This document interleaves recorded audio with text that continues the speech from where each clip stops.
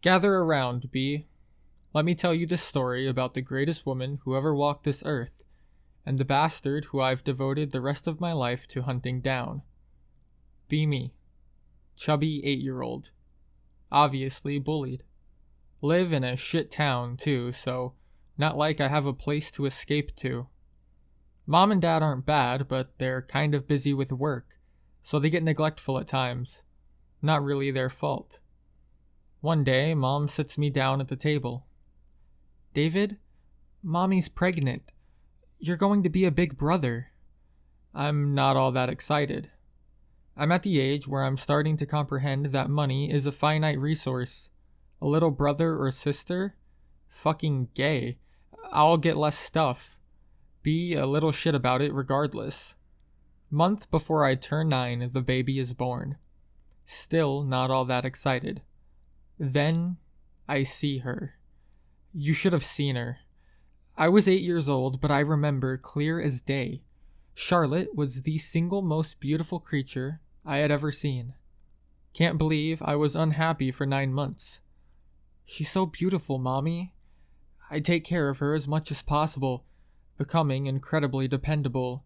I gave 0 shits about changing diapers or cleaning up baby puke, no matter what she did, whether she bit me, stuck her finger in my eye, pulled my hair. I didn't care. This baby was an angel. My angel. I love you, Charlotte. Fast forward. She's 4 now. She's a shy kid, but she adores me. Mom thinks she's got something wrong with her because she doesn't socialize. She has friends, but rarely actually talks. When it's just me and her, she never stops. She's got the most wonderful, long, curly brown hair. The kids don't pick on her. They just ignore her. That's okay, Charlotte. I'm here. I was still picked on a bit, but it wasn't as bad anymore. I had started to lose weight, just from playing outside with Charlotte all the time. Charlotte is 6 now. I'm no longer fat. I'm not hot by any means, but I lost all of my flab, and I looked deliciously average. Start becoming interested in girls. That's when I meet Elisa. Cute, charming, 7 out of 10 body with a nice smile. She was into all kinds of arts and drama and stuff. She always drew me pictures and stuff. Within a few months, we were dating. Elisa loved how close I was to Charlotte. She thought it was so sweet. Charlotte, on the other hand, didn't like Elisa. She was jealous. She would be moody on days when Elisa was visiting, and sometimes she would refuse to talk to me, or would act out. I didn't have the heart to scold her too harshly, so for the most part, I tried to gently calm her down when she acted up. I noticed something else that was absolutely adorable. After I spent time with Elisa, Charlotte played hard to get. I realized that if I chased after Charlotte and basically begged or worked for her attention, she would forgive me, and we'd go back to being inseparable. Fast forward to 16. Still with Elisa. I get a summer job so I can afford a beautiful necklace for her. It's $1,600, plus tax. White gold with a sapphire heart surrounded by diamonds. Buy the necklace and wait until just the right time to give it to her. I decide to wait until Christmas. But then one day, I notice people snickering behind my back. My best friend comes up to me. Listen, David, I don't know how to tell you this, but I thought it would be better if you heard from a friend and not some random dickhead. Lisa's cheating on you. I felt my stomach come up to my throat. I couldn't reply. He told me a guy in my class had been having sex with her for months. One of the guy's friends found pictures of her sucking his dick on his phone and texted the pictures to a few people as a joke. I confront Elisa at lunch. She doesn't deny it. She says she stopped loving me months ago. Basically says she did it to feel needed. Says she didn't really feel like I loved her. Says I always put other people before her. And says the other guy was really good in bed. Talked her into it and gave her all the attention she wanted. I pathetically beg her to make it work. Rejects me. People make fun of me for still being a virgin. People ask me if I could taste the other guy's cum when I kissed Elisa. Go home. I'm a train wreck. Charlotte comes to my room and sees me crying pathetically. She cuddles up to me and comforts me. She's more mature now. She understands emotions a little better. She sweetly kisses my cheek and tells me she loves me and wants to spend every day with me. Says she can't be happy if I cry. Thank you, Charlotte. Thank you. I spoil the hell out of her for the next few weeks. It's hard, but I bring myself to destroy all the things of her that I had. Let slip to Charlotte that I miss Elisa's drawings.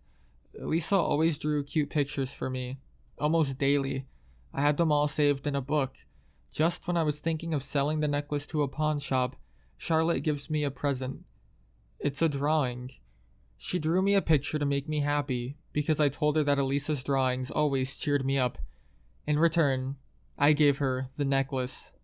An 8-year-old girl with a $1,600 necklace. Parents were pissed at me for giving it to her, but fuck them.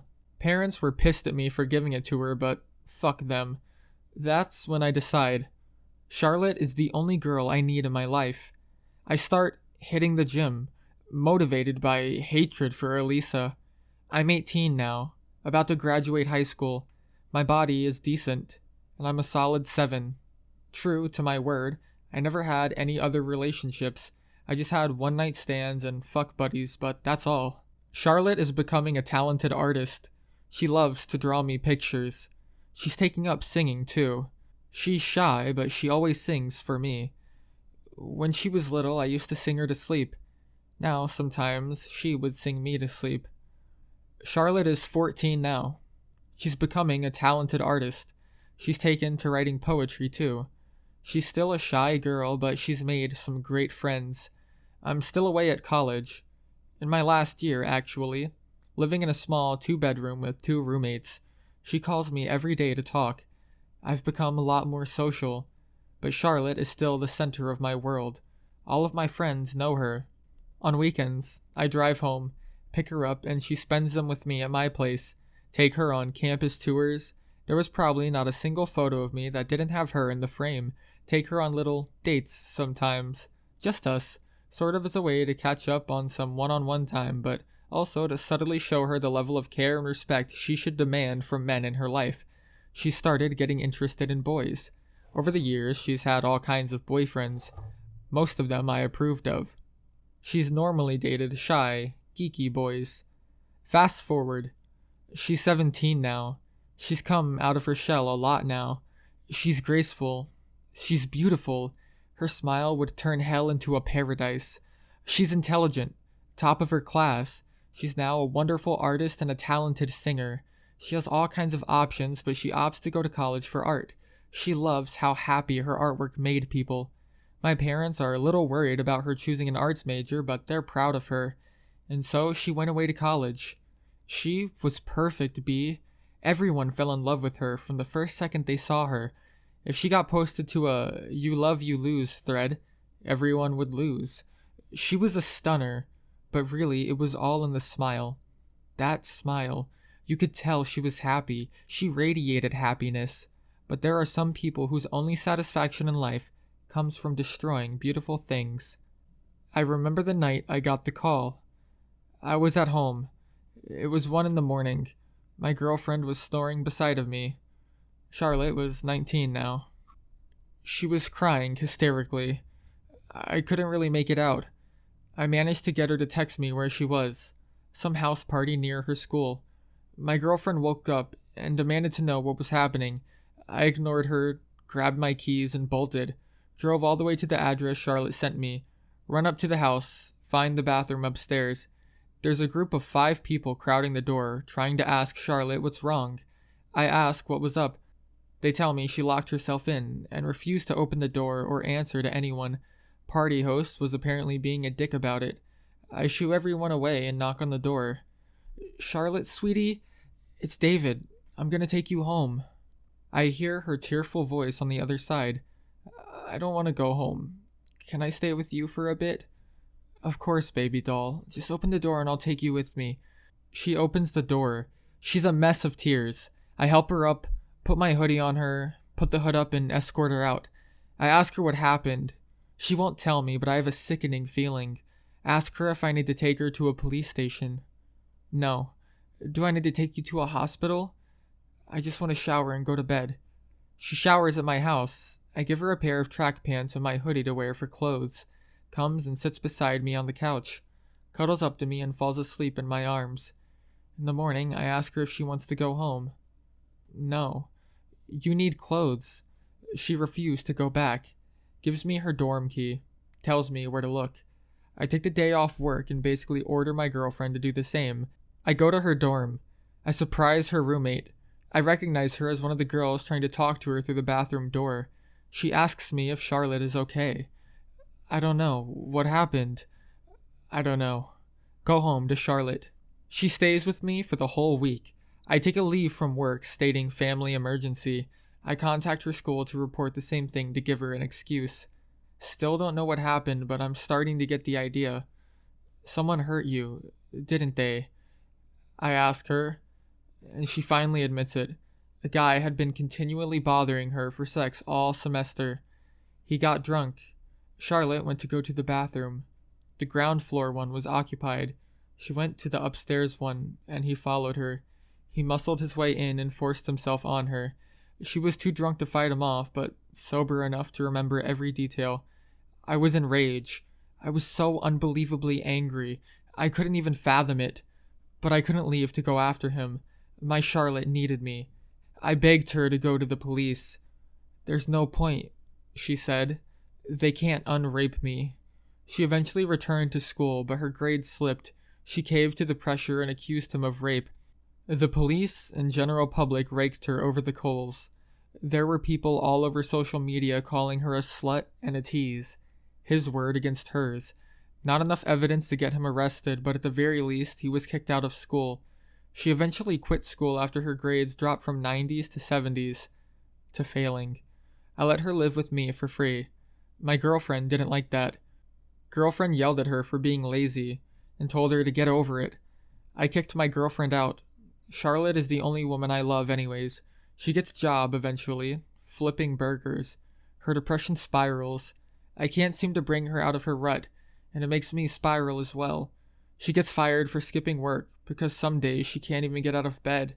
And then one day, on my way home from work, I got an idea. I went to the store and bought her a brand new book and new supplies for her art. I came home to surprise her, and she wasn't home. Then I found the note. The words of the note kept playing in my head. I'm sorry, David. I knew if I said goodbye properly, you would stop me. I wanted to see you one last time, but I didn't want you to be the one who found me. I'm gone, David. And I have been for a long time. I tried to fight, honestly, but I lost all my friends. I watched my dreams die, and all the light in my world seemed to fade away. All of it, except for you. You were always there for me. From the day I was born to the day I died, you gave me everything you could. And I can honestly say I treasured every second I spent with you. You meant everything to me. You were my world. The one person who loved me more than anything else. The one person in my life who was willing to throw it all away just to take care of me. And that's why. My life was over for a long time, but for a while I've just been dragging you down. I made you lose your girlfriend. I made you miss out on promotions at work. I've been a burden. I know you might not understand, but please believe me when I say that this isn't a tragedy. This is my gift to you. My repayment for all your kindness over my lifetime. I am freeing you and giving you the chance to live a happy life without having to take care of my cold, destroyed heart and my fragile mind. When I lost everything, you were the only one who treated me like a human being. And for that, I am forever grateful. I know I've asked a lot of you, David, but I just need to ask one more thing. Please, live. Live a happy life. Fulfill your dreams and find enough happiness for the both of us. I promise you that on the day you die, I'll greet you at St. Peter's with a smile. I promise I'll draw you a beautiful picture and show you when you arrive. Thank you for being the most wonderful big brother anyone could ever dream of. Love, Charlotte. I already knew it was too late, but I called 911, reported it, got in my car and started driving around town. I frantically called every friend I could get a hold of to help me. The police found her. I came to identify the body. Among the personal effects found on the body was her wallet and the necklace I gave her. In her wallet, it was filled with little notes. I used to write notes for her sometimes and put them in her room. You can do it, Charlotte. I believe in you. Stay strong. Smile. You're beautiful. I was too shocked to cry, but when I saw the notes, I fucking lost it. Cops came to my door because they thought the place was being robbed. I destroyed pretty much everything I owned that night. I didn't leave the house for weeks. I was content to just starve to death, but my parents came and took me back to their place. I refused to sleep in my old room. Instead, I slept in hers. I still, to this day, can only sleep if I'm cuddling one of her belongings, usually a sweater or her childhood blanket. I remember her note. I'm sorry, baby doll, but I can't do this without you. Charlotte was the best thing in my life. She was the source of all my happiness, and she was gone because of one guy. I started to feel angry again. I've spent the last 6 months searching for him. He changed his name because of the rape accusations. I know where he went to school after, but he graduated. I know what he looks like. I haven't found his new name yet, but I will, and I will destroy him. To my dear, sweet, beautiful Charlotte, I'm sorry. I can't do it. I don't have the courage or the strength to live without you. When I go to St. Peter's, my hands stained red, I'm going to greet you with an apology, and I hope you'll understand. I love you, Charlotte. You are the most wonderful creature on this earth. Your existence was God's gift to mortals. I'm sorry I couldn't protect you. I'm sorry I couldn't do what you asked. I'm sorry I couldn't fix it or make it all better like I could when you were a baby. I'm sorry for a lot of things. Believe me, baby doll, I want to be happy, but it's not possible. It's just not possible without you. But it's okay. You gave me 20 years of pure bliss. The happiness I felt every second I spent with you was a lifetime's worth. Farewell, sweet Charlotte. I'll see you at St. Peter's. That's my full story. Thanks for listening, guys. I know it felt like I was ignoring everyone else here, but I wasn't. I read all of your replies. All of them. Charlotte would have appreciated your kindness too. So yeah.